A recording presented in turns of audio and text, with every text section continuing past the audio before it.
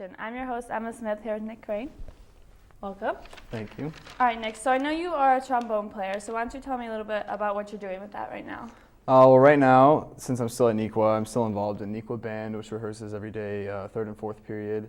I do jazz, which rehearses Wednesday nights and Friday mornings. I'm in the jazz orchestra, which is directed by Mr. Loff, and we gig locally at places like Mullins and stuff like that. So jazz is really fun. I was also in the Neuqua Valley Symphony Orchestra, which just finished up our season a couple weeks ago with our concerto concert, which I was featured at, which was very cool. I've done the steel band here, which is like steel drums, which does a lot of like music from like the Caribbean areas. And yeah, I mean, I try to stay involved as much as I can in NEQA. I did marching band and stuff like that. I was a section leader for 2 years. And outside of that, I'm in the Chicago Youth Symphony Orchestra, which we rehearse every Sunday from 12 to 8. So it's a long day, but you know, it's a lot of fun being in a group with musicians that are like at a really high level, and it inspires me to be better. So I'm really glad that I'm a part of that. How did you realize that playing like the trombone was something you really wanted to pursue in your life? Well, in middle school, I did music, obviously, and I swam as well, which is kind of funny because I'm not the biggest person. But yeah, I swam a lot, and I wasn't very good at it, but like all of my best friends did swimming, so I was involved with it, and I like to be there for the most part. But then it came a time where I wasn't distributing my time evenly, and like things were getting lopsided with how I was putting effort in and stuff like that. So I had to make the choice between swimming and music, and ultimately, because swimming was hard and I wasn't very good at it, I chose music, and it seemed to work out for the better. And as I had more time to put into music, I figured out how much I liked it. So before you mentioned you were a part of the Chicago Youth Symphony Orchestra, so Yes. how did you become a part of that?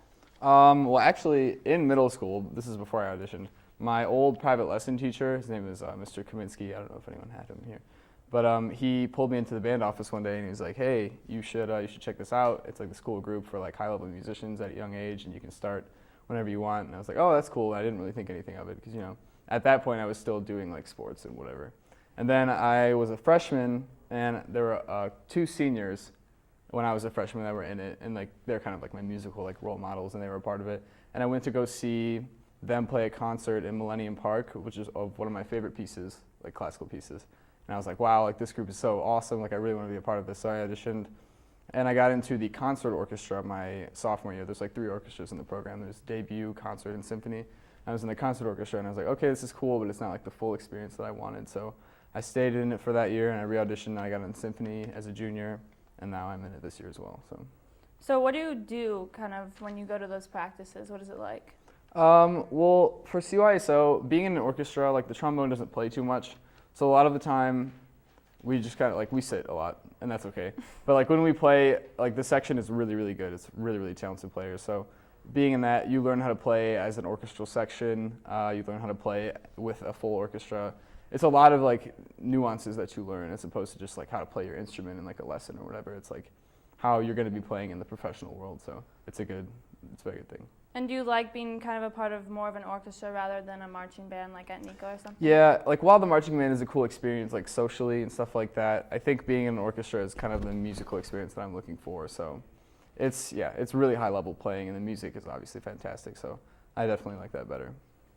Okay, so I know since you're a senior year there and you want to kind of continue your music career into college, you had auditioned for schools like Juilliard and Eastman. So how did you kind of prepare, and what was it like to audition for those schools? Well, going into senior year, I knew that I was going to take those auditions and do stuff like that. So I had the summer going into senior year, or no, the spring going into senior year, I sat down with my private lesson teacher, and I picked out all the repertoire that I wanted to play. So I had been working on it for about a year, and it's like classic repertoire, so I played that for a really long time, and I've just been practicing, especially a lot senior year, to try to prepare for like the stress and like the anxiety that comes with playing an audition, especially for big name places like that. So I practiced a lot. So for these auditions, what was it like? What was the process of it? I know you had to travel a lot, but like, right. What was the audition kind of like? So initially, obviously, you fill out an application, whatever. There's essays, transcripts, test scores, whatever you want. And then for most of these schools, there are things called pre-screenings, which is like you send in videos of yourself playing to the schools, and they like review the videos, and if they think that you're good enough to audition, they let you come fly out. And you have to buy the plane tickets and all that, so it's obviously really expensive. But yeah, I sent in pre-screenings, I got past them.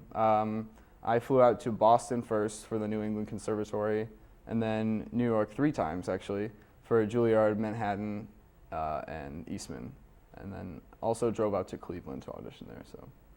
So how did you kind of prepare for these auditions? Like, did you just practice by yourself? You mentioned like a private instructor. Yeah, it's kind of a funny story actually. I had a private lesson teacher, and he was really, really bad with scheduling. So before every audition, he canceled lessons before every audition. So a lot of the preparation wasn't my own, but I also played for a lot of the band directors that are here at NEQA, so I got some outside opinion that way.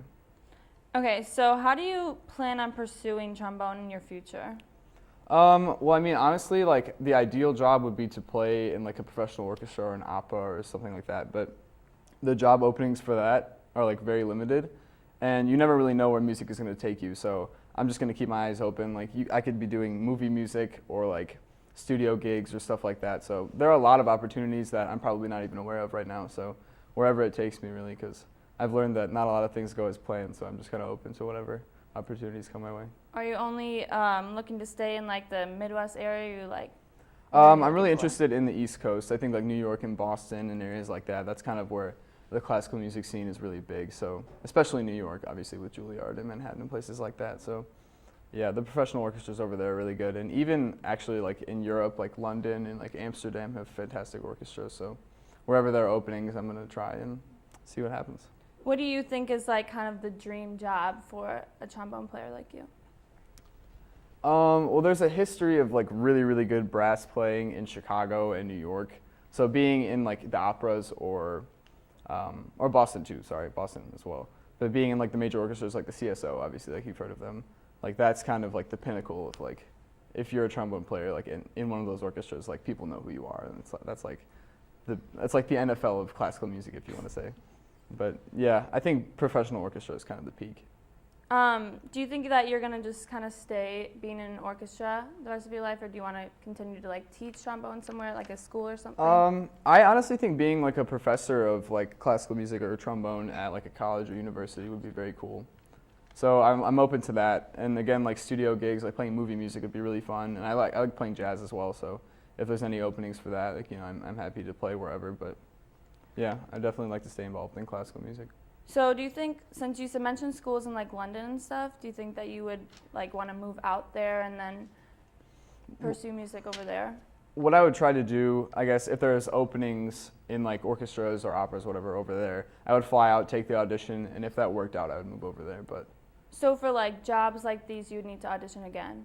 Yes, yeah. It's a very like strenuous process. There's like multiple rounds. Like sometimes I've heard of like my private lesson teacher has gone into a professional audition, played 3 notes, and then they told him to leave. And he like flew out to this location, and they were like, okay, we don't want you after 2 notes. So it's a very hard process. There's like the initial round, you get past that, and then there's like semifinals and finals, and between people all over the world. So it's like the college process, but about 20 times harder. So usually in like companies like those and orchestras like those, how many spots are there for trombone players? Well, for full-time players, there's going to be 2 spots for tenor trombones per orchestra. There's a principal trombone and a principal second trombone, and then a bass trombone as well. So, but a lot of the time you can play, like people start out as like, you can get a job as a sub. So like, let's say like one of the full-time players can't make it, they'll call you and you can play with the orchestra, but you're not like technically a full-time player, but you'll get paid for that gig and so forth. So you can get your name out there by being a sub at first and then getting called up to more orchestras and stuff like that. Okay, so who has kind of been like your main role model for just pursuing your life during like professional or like teacher role model? Professional. Well, the professor at Juilliard is kind of regarded as like that guy. You know, he's kind of the trombone player that everyone wants to be or sound like. So this year I flew out to New York and I got a lesson with him and auditioned for him and stuff like that. And that was really cool because he is like just like I walked into his house and I like heard him warm up and I was just like, oh my gosh, like this guy's incredible. So listening to recordings of him and trying to make myself sound like him and stuff it's been hard, obviously, but yeah, he's kind of the role model. Okay, that is all we have time for today. Thank you, Nick. Thank you. And for Nico Connection,